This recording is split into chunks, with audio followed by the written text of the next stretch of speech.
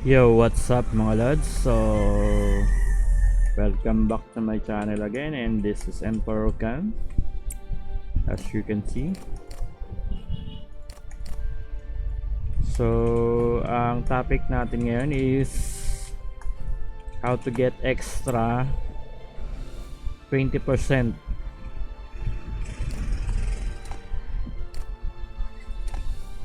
So, 20% XP. So it was 151. So I hope magigitong 171. 171. So saan ba natin kukuhain yan? Sa sanctuary. So kaya merong sanctuary, kasama yan sa sa tawag dito, sa update ng Mirror. Ayan o, activate sanctuary function. So bakit yung iba hindi ginagamit yung sanctuary? So sabi nila binabasag, babasagin lang, babasagin. Totoo yan, dati binabasag pa yan, ngayon hindi na binabasag yan. So bakit hindi binabasag? Kasi makunat yung sanctuary. So wala naman akong problema sa sanctuary kasi marami tayong pantayo, no. So meron pa akong, so pag yung mga alt ko meron tag 2M pa eh. May dalawa pa akong alt na 2M. 2M yung clan coin. So habang hindi pa sila pwede magtayo ng sanctuary dun sa tinatayuan nito na sanctuary, naiipon lang yung clan coin nila. So eto muna ipapantayo ko ng sanctuary. So dito tayo mag-choose ng sanctuary sa Red Moon Labyrinth.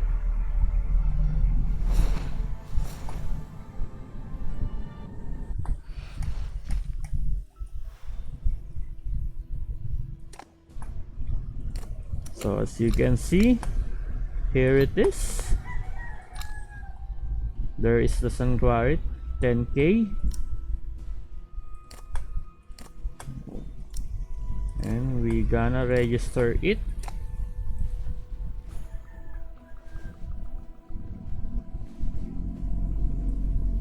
Maganda pala dito sa Red Moon, maraming mobs oh.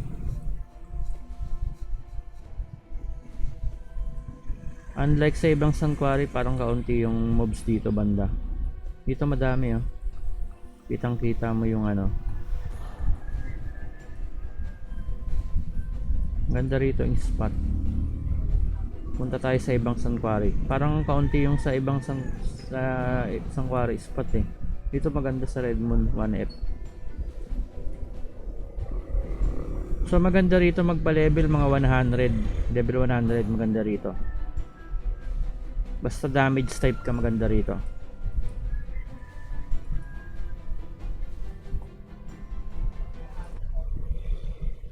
Tagal din pala matay, 1 minute.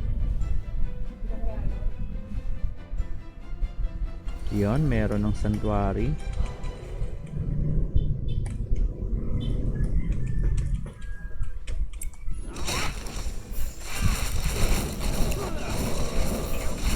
So kanina nakaganito yan.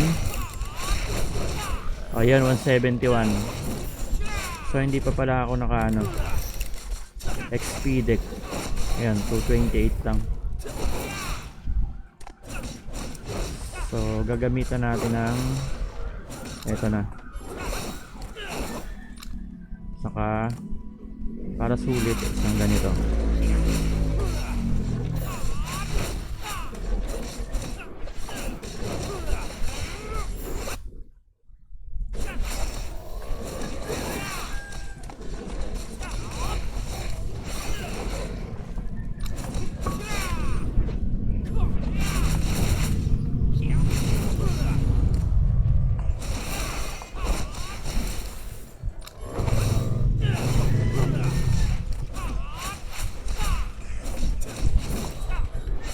So ang second na i-upgrade ko ito. Then itong dalawa.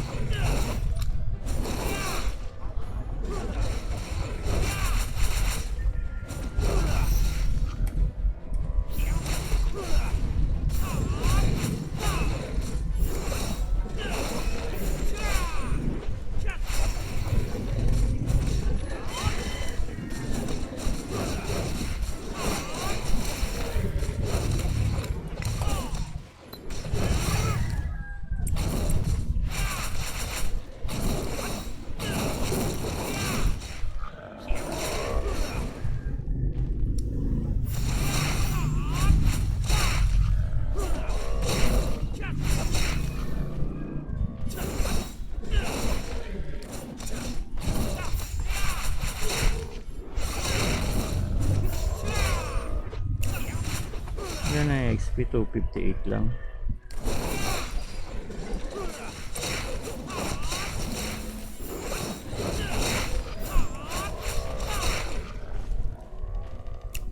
Mahina pa yung attack niya. Wala pang 500.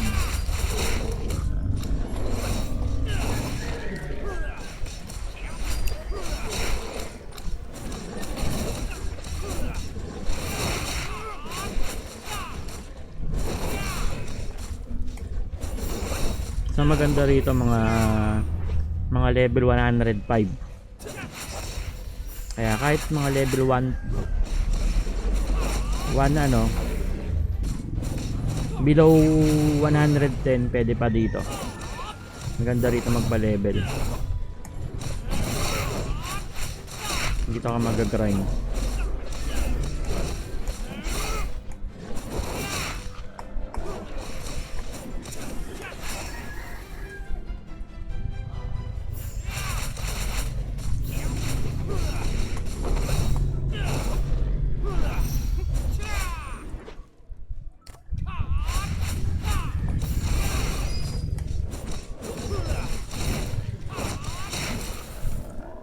Muna atakin natin, tingnan natin.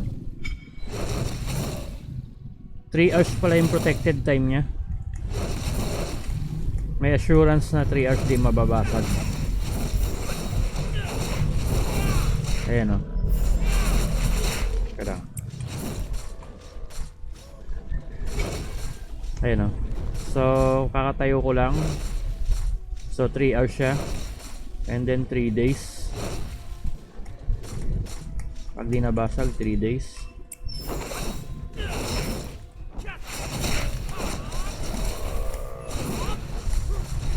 So, kung gusto nyo, PM nyo lang ako kung gusto nyo magtayo ng sanctuary. Ako magtatayo ng sanctuary, libre lang.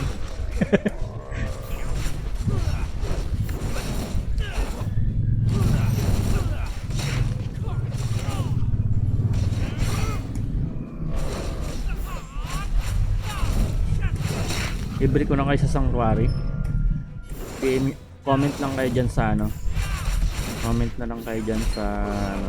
Saka kung nasa same server kayo.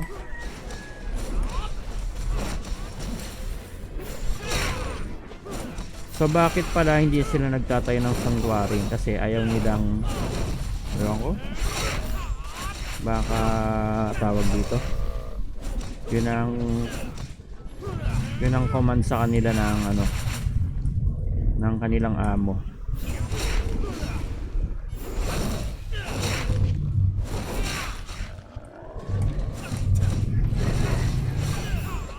So kaya lang naman ako nagtatayo ng sanctuary is marami tayong clan coins.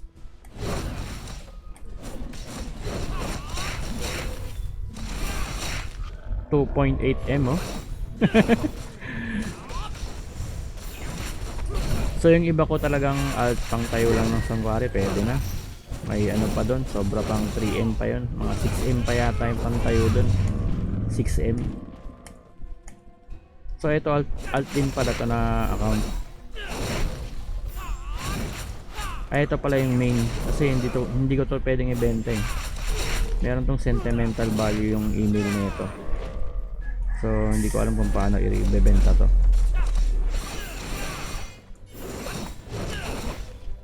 Nandito yung ano ko kasi, Clash of Clan ko eh. May Clash of Clan dito na ano eh,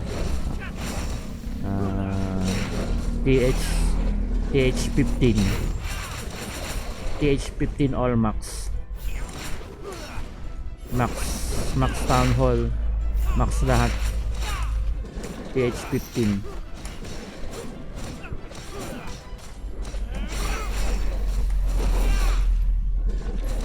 So pwede itong mabenta through NFT siguro pag nag level 160.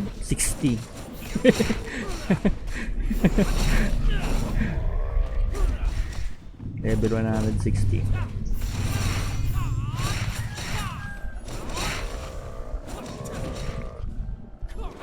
So hindi naman talaga to ang purpose nito dito magpa-level. So taga-tayo lang to ng sanctuary dahil ang dadalhin ko dito yung aking main PBE. yung aking main PBE build. Yung aking main PBE build. Hindi siya PVP kundi PBE.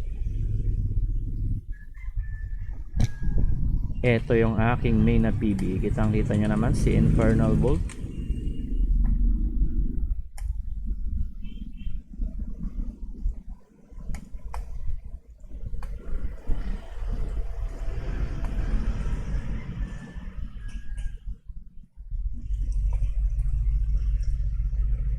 Ayoko mag-drop. Pwede na mag-drop break. Kaya yan.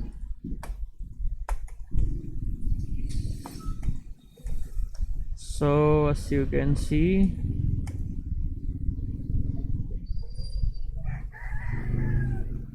$11.3, mababa lang din yung XP. So maganda siguro kung umabot to ng ano. Pero dito yun talagang ano, yung ito yung aking isa. Ayan.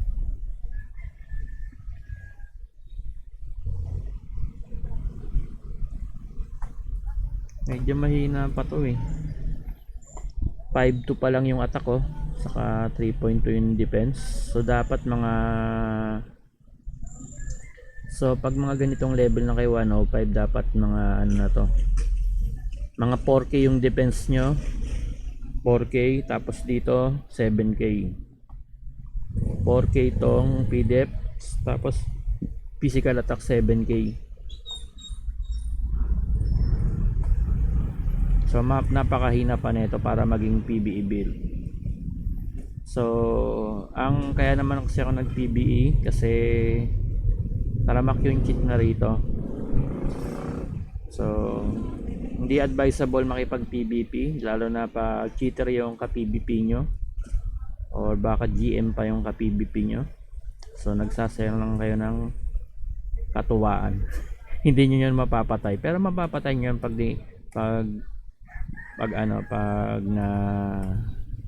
nagsawa na siya ng ano, kakagamit ng cheat. Kasi pag ginamitan kayo ng cheat, hindi nyo talaga mapapatay yun, kahit PVP build pa kayo. Pag cheater yung mga nakakarnalan nyo. So ang maganda, mag PVE build na lang kayo kasi wala naman cheat yung mob eh. Yung mobs hindi makakapag cheat yan. So dun yung malalaman na lumalakas na yung pagpaprogress nyo sa inyong mga account pag kaya nyo na yung mga higher mobs.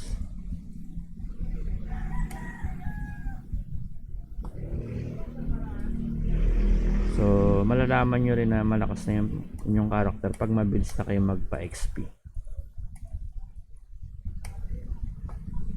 So eto, tenga lang to. Siguro by January pa ito makakabuo. So bala ko bago mag January, kasi pwede na itong mag level 120. Sagad na to sa ano, sagad na sa pa-level. Pero mag-update din tayo ng codex para lumakas-lakas ng konti. Ayan. So nakapokus ako sa physical attack. Yung madadali lang. Ayan, accuracy. So physical attack, physical defense. So ganyan yung build natin, saka HP. So hindi pa ako makakapag build ng maganda rito.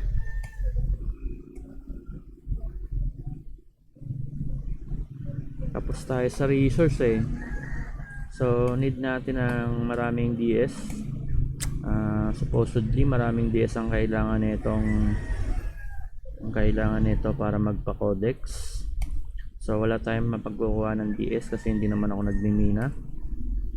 And then after that, pag may siguro kukuha ako ng DS by isa-sell ko yung mga pwedeng i-sell sa ibang account ko para maging DS. So hindi na ako nagbebenta ng gold kasi parang ayaw nila magbenta ng gold. Parang ayaw na nila akong pagbentahin ng gold. So ang nakapag-decide na lang ako na hindi ko na lang ibenta yung gold ko. Gastusin ko na lang yung gold ko. So kasi yun na ang gusto nilang mangyari, na hindi na ako magbenta ng gold. Ewan ko sa kanila. So kaya nag-decide ako na gamitin ko na lang.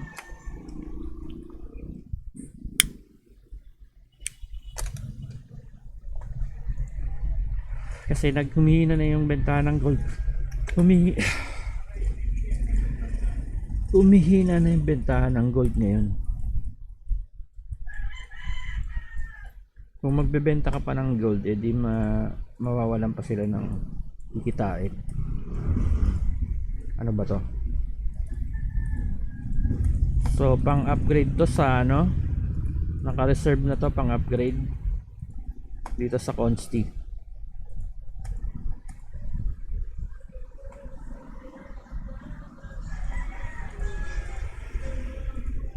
Ito pa palang Consti. Putang ina. So wala naman akong problema dito banda sa mga ganito. So ang problema ko lang talaga ito kasi hindi ako nakakapag-gather. Ayan yung mga ano natin. Meron tayong panggastos dyan sa mga dito. Ano bang susunod natin dito? So yung Consti, ito ba yan? Ay, ito pa pala. Marami pa. So, ito pala. Ito.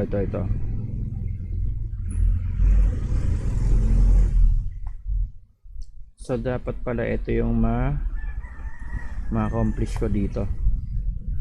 Itong stage 7.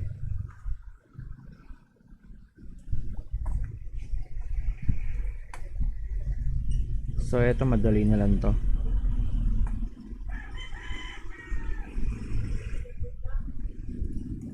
Ito, saka ko na to kasi tinatamad pa ako mag-quest. Hindi ko pa siguro pag sobrang lakas na. Sakto lang yan pag sobrang lakas na, easy na lang yan sa inyo mga ano diyan. So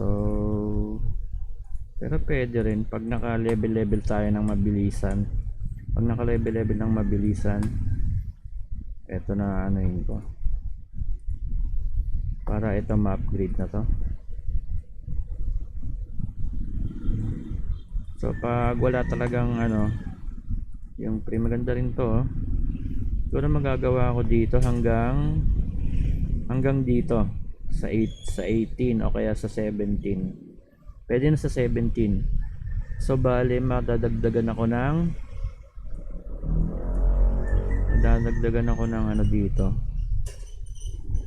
Ito yung ano ko, tapos dito 17. Mga 120 rin na physical attack.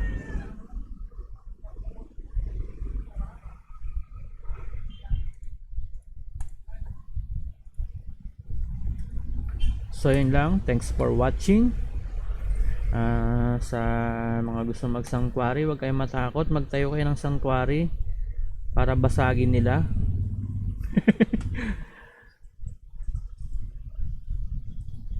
Magtayo lang kayo ng sanctuary kasi asahan nyo yung babasag dyan, mga cheater yung babasag dyan. Hindi yan babasagin ng kung sino-sino man, hindi yan babasagin ng kung sino-sino man. Ang babasag dyan yung mga halang ang kaluluwa. Mga halang ang bituka yung babasag dyan. Pero yung mga tipong player lang, di yan magbabasag dyan. So ang babasag dyan, asahan nyo mga tuta ng bali holder o kaya mismong bali holder mismo, or yung pinaka halang ang bituka. Hindi yan babasagin kasi makunat yan eh. Hindi naman pwedeng iskilan yan eh. Mano-mano lang yan. So yun lang, thanks for watching and pa-like and subscribe ng aking video. See you soon.